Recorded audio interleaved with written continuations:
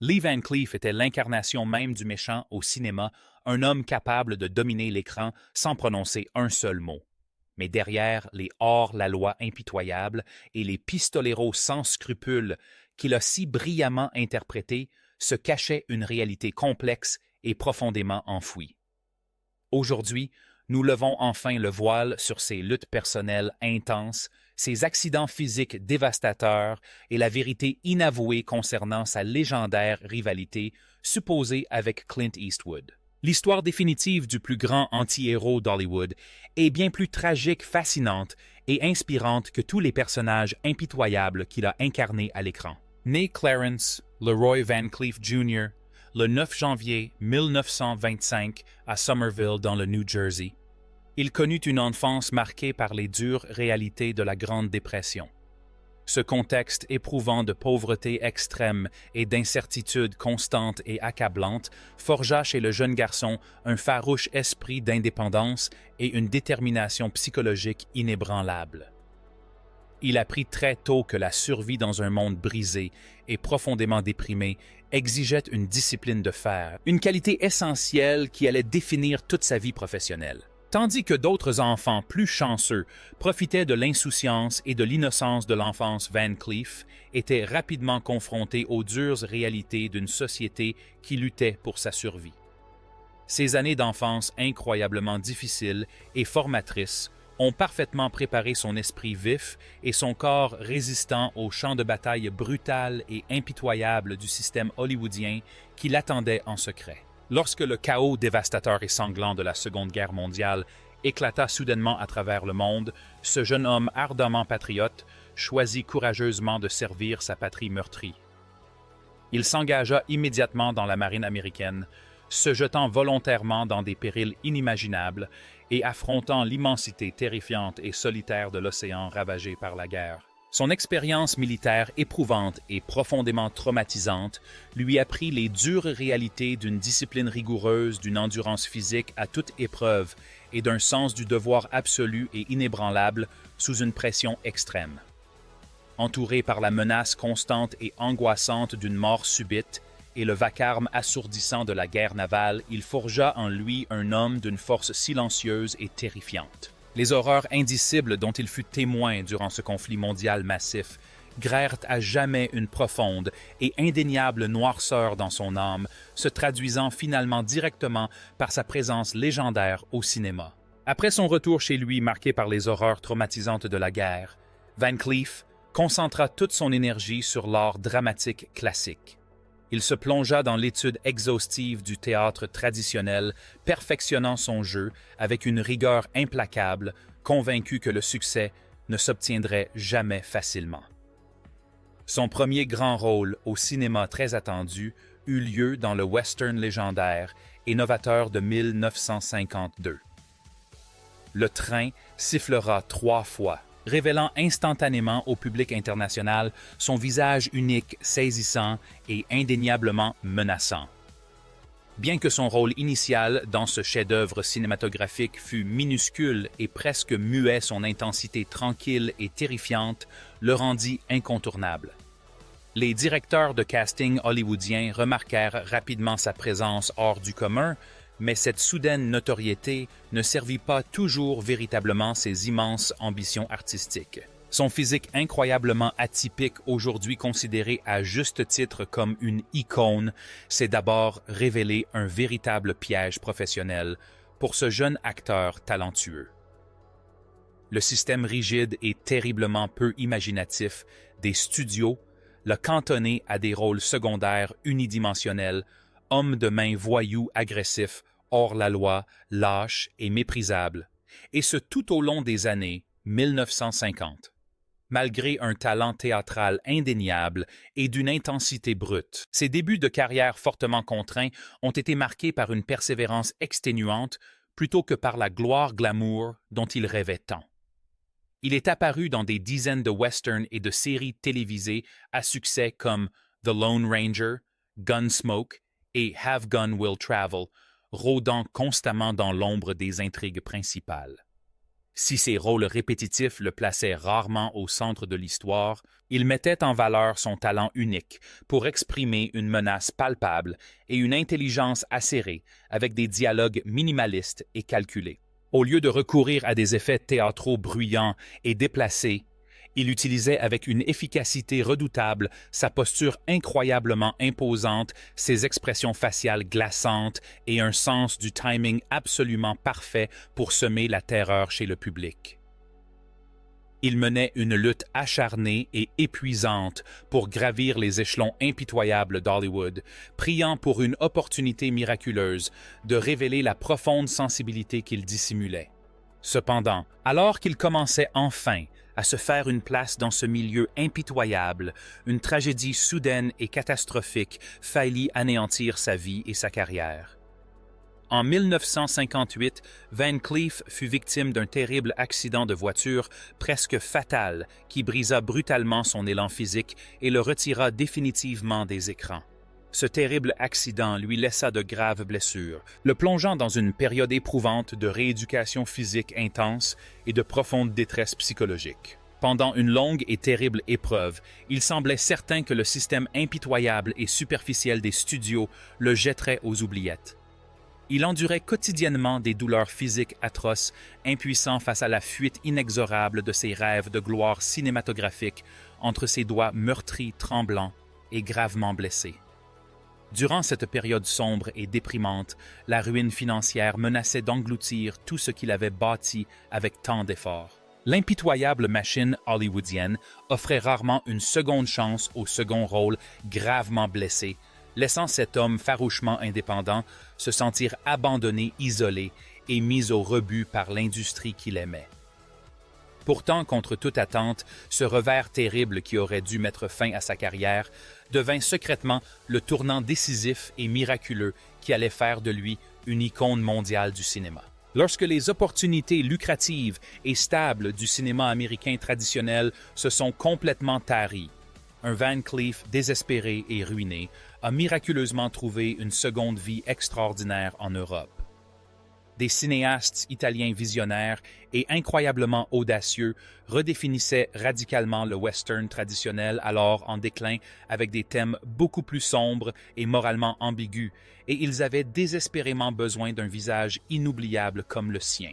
Le brillant et légendaire réalisateur Sergio Leone a immédiatement reconnu l'éclat envoûtant et majestueux qui se cachait dans le regard perçant de Van Cleef et a aussitôt cherché à lui confier un rôle qui marquerait sa carrière. Leone a audacieusement choisi l'acteur en convalescence pour incarner le colonel Douglas Mortimer calme et incroyablement calculateur dans le chef-d'œuvre absolu et pour quelques dollars de plus, en 1965. Ce voyage transatlantique décisif et totalement inattendu a officiellement ressuscité sa carrière moribonde, le tirant miraculeusement des profondeurs obscures de l'obscurité hollywoodienne vers la lumière éclatante et glorieuse de la célébrité internationale.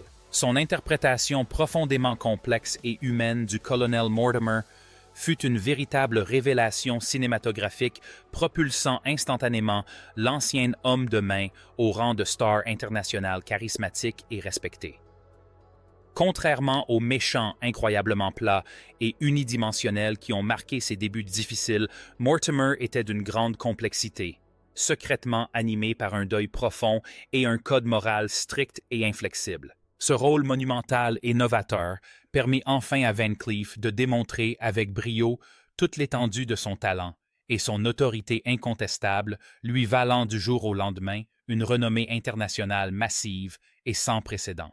Le public fut complètement fasciné par son incroyable capacité à mêler avec une fluidité déchirante, une violence terrifiante à une vulnérabilité cachée, défiant ainsi tous les clichés du western. Son succès fulgurant continua de croître avec des films légendaires tels que Day of Anger et The Big Gun Down, consacrant définitivement son statut d'icône mondiale. Sa performance la plus universellement reconnue et absolument iconique reste sans doute celle qu'il livre dans le chef-d'œuvre épique de Sergio Leone, Le Bon, la Brute et le Truand. 1966. Van Cleef y incarne avec une justesse magistrale le mercenaire impitoyable et sociopathe connu sous le nom d'Angel Eyes, révélant avec brio les aspects les plus sombres et terrifiants de la condition humaine.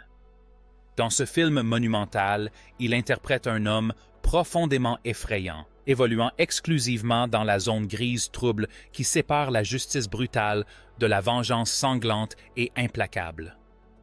Son interprétation incroyable et glaçante a profondément marqué le public mondial, car elle paraissait d'une authenticité saisissante, d'une profondeur insoupçonnée, dépouillée de tout mélodrame hollywoodien traditionnel et prévisible et de tout héroïsme forcé. Il n'a jamais cédé à la surenchère de violence ou à l'héroïsme factice. Au contraire, il a exprimé une force immense et terrifiante par une retenue absolue et calculée, rendant son personnage inoubliable et fascinant à jamais. Ce qui distinguait véritablement Lee Van Cleef de ses contemporains célèbres, ce n'était pas seulement son physique impressionnant, ni son lien étroit avec un genre cinématographique novateur et extrêmement populaire. C'était son intégrité professionnelle absolue et inébranlable, ainsi que son profond respect pour le métier d'acteur incroyablement exigeant et souvent ingrat. Connu pour sa discrétion et son profond respect, hors des plateaux de tournage, il a toujours abordé sa carrière d'acteur, aussi exigeante fut-elle comme un véritable art et non comme un moyen facile d'accéder à la célébrité. Ses nombreux collègues du cinéma le décrivaient souvent avec passion comme incroyablement discipliné, d'une courtoisie irréprochable et profondément sérieux dans son travail quotidien sur des plateaux de tournage d'une intensité rare. Il n'a jamais oublié les années sombres et douloureuses de lutte acharnée qui ont précédé son immense succès et a conservé une grande humilité même au sommet de sa gloire. Derrière son personnage terrifiant et hors du commun à l'écran, la vie personnelle de Van Cleef, jalousement gardée, était un parcours chaotique marqué par des transitions tumultueuses et de brefs instants de paix. Durant les années de la Seconde Guerre mondiale, il épousa précipitamment sa première femme, Patsy Ruth Cale, s'efforçant courageusement de fonder une famille stable malgré l'adversité. Ses premières années, incroyablement difficiles, furent marquées par une lourde responsabilité personnelle et d'énormes sacrifices financiers, tandis que Van Cleef luttait avec acharnement pour traverser les débuts humiliants de sa carrière d'acteur. Il était contraint d'accepter constamment des rôles insignifiants, souvent non crédités, tout en cumulant divers emplois épuisants pour subvenir aux besoins de sa famille grandissante et dépendante. Malgré leur histoire d'amour profonde, la pression écrasante et implacable de l'ambition et la grave précarité financière finirent par empoisonner leur union, aboutissant à un douloureux divorce en 1958. Cet échec sentimental dévastateur coïncida avec son terrible accident de voiture qui faillit lui coûter la vie, créant une situation explosive, mêlant souffrance physique intense et profond désespoir. Cependant, en 1960, alors que sa carrière longtemps brisée commençait lentement et douloureusement à reprendre son élan, Van Cleef épousa plein d'espoir sa seconde femme Joanne Marjorie Drain. Ce second mariage, semé d'embûches, se déroula durant une période de transition extrêmement tumultueuse pour l'acteur, tant sur le plan personnel que professionnel, en pleine mutation et extrêmement exigeant. Il n'était plus le jeune inconnu en difficulté, mais n'avait pas encore acquis la reconnaissance internationale qui allait définir son héritage cinématographique. Drain le soutint fidèlement et avec ferveur durant ses années de reconstruction, s'efforçant désespérément de maintenir un foyer stable et harmonieux. Ce furent des années d'incertitude où il travailla sans relâche à la télévision américaine, incarnant constamment des méchants pour tirer profit de son physique avantageux et de sa présence imposante et intimidante. Bien que ce mariage passionné ait duré plus de 10 ans, il dut faire face à des épreuves destructrices étrangement similaires à celles qui avaient tragiquement scellé le sort de sa première union. Les séparations internationales incroyablement longues et douloureuses qu'exigeait sa carrière cinématographique européenne fulgurante creusèrent un fossé émotionnel absolu et inévitable entre ce couple de plus en plus distant et tendu.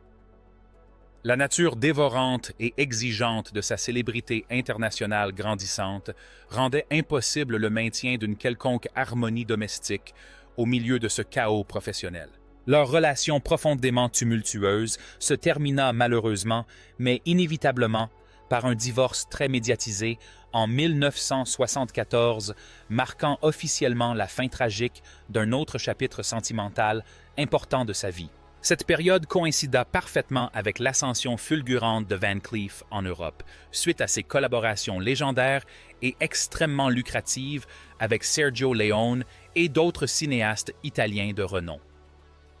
Pendant plusieurs décennies, les rumeurs acerbes d'Hollywood alimentèrent sans relâche la rumeur persistante et sensationnaliste d'une rivalité acharnée entre Lee Van Cleef et Clint Eastwood.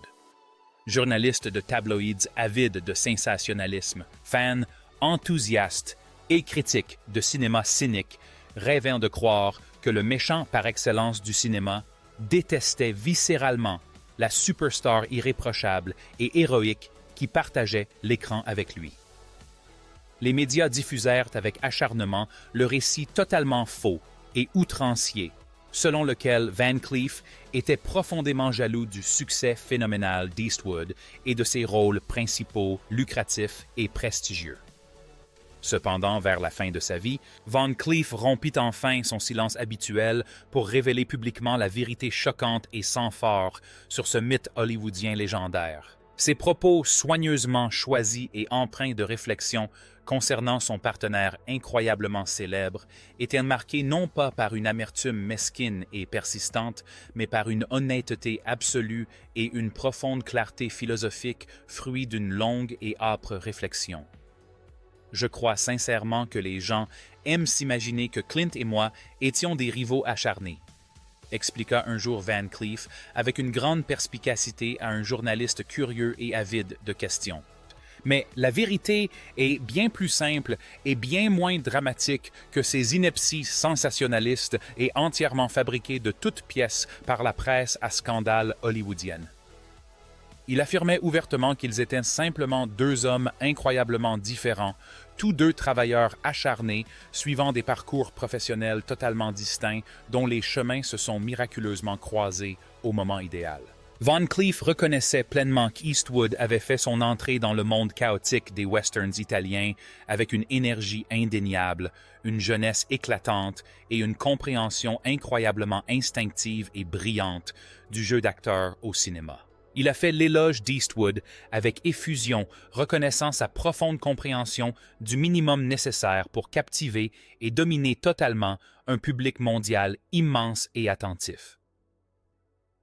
Clint connaissait fondamentalement et absolument le pouvoir incroyable et indéniable de l'immobilité totale, expliqua Van Cleef avec passion brisant net l'illusion d'une prétendue haine mutuelle et profonde. Il ne précipitait jamais rien. Il laissait patiemment et brillamment la caméra imposante et intrusive venir à lui ce qui ne s'apprend pas. Van Cleef admit ouvertement que lors de sa première collaboration avec le jeune Eastwood sur « Et pour quelques dollars de plus », il avait immédiatement compris qu'Eastwood était en train de devenir une perle rare. On pouvait ressentir la magie indéniable et électrisante qui émanait de lui sur le plateau, déclara-t-il, confirmant que toute l'équipe de tournage italienne, pourtant très expérimentée, avait ressenti la même chose. Il comprit pleinement, à ce moment historique précis, qu'Eastwood n'incarnait pas un simple pistolero traditionnel. Il était en train de devenir un symbole mondial immortel et intouchable.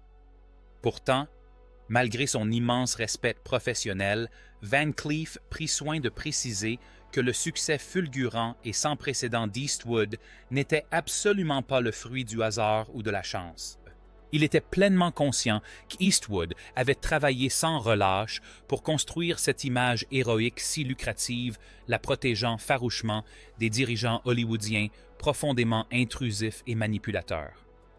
Eastwood comprenait parfaitement que le silence absolu, une maîtrise de soi calculée et une confiance inébranlable étaient ses armes cinématographiques les plus efficaces contre un public critique et facilement lassé. Tandis qu'Eastwood accédait rapidement à la célébrité mondiale, Van Cleef embrassait fièrement son propre destin cinématographique sombre et terrifiant, prouvant ainsi qu'il existait plusieurs voies vers le succès. Malgré une renommée internationale sans précédent, les dernières années de Van Cleef furent marquées par de terribles problèmes de santé, notamment une grave maladie cardiaque qui mit sa carrière en péril.